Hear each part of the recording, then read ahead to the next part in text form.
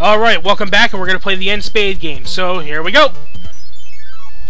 The End Spade game is basically we flip over cards, and when we get the match, we will get that item. So, basically, we'll start off with the Fire Flower here. Nice, we got a Fire Flower. Star. It's usually the bottom two corners that'll contain a star. Usually. Let's see here. Mushroom. Let's get another mushroom. And while I'm basically picking this apart, I'll explain how the card game works. You get two chances here. Your first mistake, you get to go again. Second mistake, you're out of the game. And yes, you can get a 1-up in this. Now, if you lose, next time you get the End Spade game, which is every 80,000 points, your progress will remain the same. So you can keep going until you win. And there you go. Now, if you want to look at your inventory, you press the B button, and as you can see, we got all those items in the match game. And now it's time to head on to the coin chip, which replaced the Hammer Brother. And you can unlock the coin chip in stages 1, 3, 5, and 6. And if I'm not mistaken, you may be able to do it in 4, but I'm not entirely sure on that. Now, as obviously stated, it's a coin chip, so the premise is you can get a lot of coins. And you can get quite a few 1-ups out of this.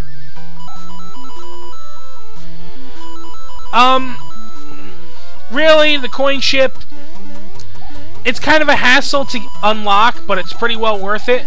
Like I said, in those particular worlds, what you gotta do is you need to get a coin amount that is a multiple of 11, then your points, the 10th place in the points has to be the same number, and you have to end on an even time. But once you get into the pipe, you will face the Boomerang Brothers.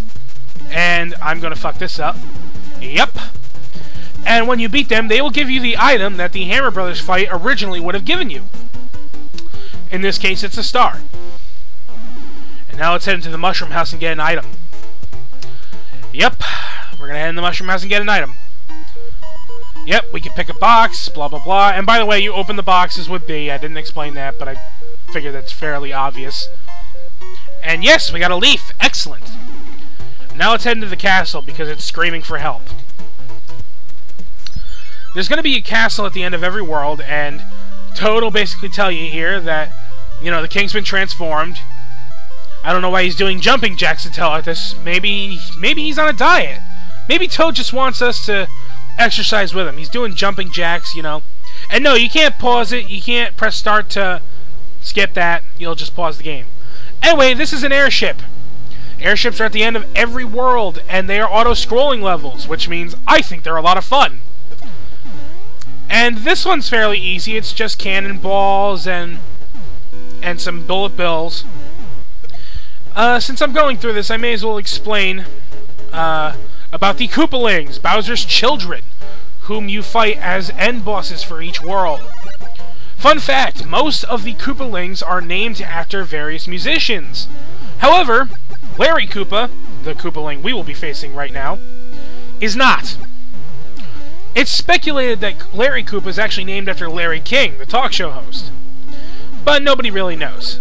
Anyway, once you get into the pipe, you face the Koopaling, and Larry's really easy. He's not really going to throw much at you except shoot a little thing from his wand.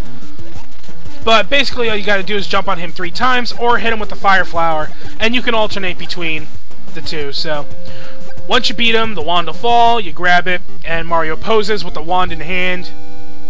You know, you'd think that they would give you the ability to actually use the wands, but no, they don't. And Mario plummets from very, very high, and manages to not break his spine when he lands, and magically lands right in the castle. Oh, thank heavens, I am back to my old self again. Thank you so much. Here's a letter from the princess. And basically, after we beat each Koopaling, we get a letter from Princess Toadstool, and she'll give us an item. If you see any ghosts, be careful. They will give chase if you turn away. I have enclosed a jewel that helps protect you. Princess Toadstool. And if you didn't think it was hot enough, we're in the fucking desert. And I actually like Desert Land. It's one of my favorite areas in the game. A lot of fun levels here. And, here we go. Now, the gimmick of this level is the Micro Goombas, who, you know, hide in blocks, and they will jump at you. And they'll start jumping, you know, relatively close, so you have a pretty good distinct advantage on getting them first. Now, let's throw him away. And there's a star. Let's just see how many we can kill. Well, whatever. Up here is a pipe.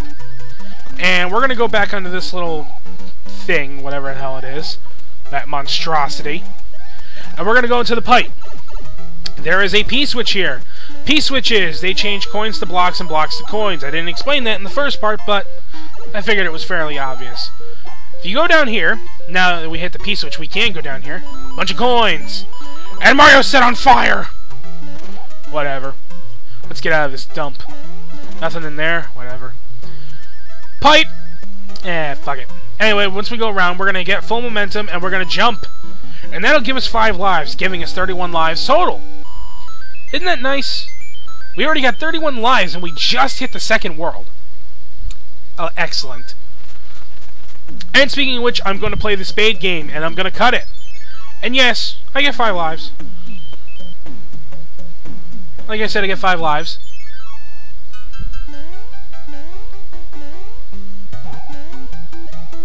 And I'm going to take the leaf, because if you remember in Stage 1-4, I told you guys that you can do a trick by collecting all the coins. Well, every world has a level like that, and this is the level for this world. Now, in this particular level, you got to get 30 coins. Yeah, I'm going to do that now.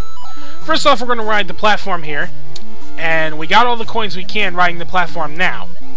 Now we're going to head back, and we're going to ride the platform again. Oh, shit, I slipped. Alright, well, let's head forward a little bit so we leave the screen here. Now we're going to go back, and the platform should be there. Obviously, you want to watch out. You don't want to jump too high and hit the Koopa, as well as the Cheep Cheep in the water. So we're going to ride here. Jump over you. We're going to duck, P-switch. Now we're going to quickly get back on, nab all these coins. Once you get all these, you got to jump and get the rest of these coins over here. And that should be 30 or more. So, we come in here, and now we're at the end of the stage. And if we did this right, we should unlock a hidden mushroom house. Voila! Now, in every even-numbered world, the hidden mushroom house will give you an anchor. The anchor will help you keep airships down in case you die, because when you die in an airship, it'll go all over the map. In odd-numbered worlds, you get a P-wing. And now we're going to hit the fortress. Yep, I like this level, actually, because there's another one-up trick. See these dry bones? You can jump on them. Dry bones will get back up every time you jump on them. And after you hit the third one, the first one will have gotten up already, and the second, and then the third, and so forth. And much like the Goomba trick, you rack up points until you start getting one-ups. And you can keep doing for as long as you keep the momentum. How the hell I managed to crush him, I don't know. Thwomps are easy. You just gotta, you know, just take your time, let them do their thing, and then go under. Boos. This is what Peach was talking about in the letter. When your back's turned, they'll run after you. Of course, when you face them, they'll stop moving, because they're cowards. Again, with a Thwomp, just take your time. In that block is a mushroom or a leaf, depending on how, you know, whether or not you're big or small. And this room is filled with spikes. Again, this is another one of those take your time, you know. Now, I have the leaf, so I'm going to jump up here. And I'm going to just do a little quick platforming. I would jump up there, but there's a Boo in the way, and I don't want to get hit. And I'm going to sneak in this door. And now we fight Boom Boom, who we could have fought in the first fortress in World 1, but we skipped that to get the whistle. Just jump on him 3 times and he's done. And that's going to be it for this video, everybody. So next time we'll continue Desert Land, but until then, take care.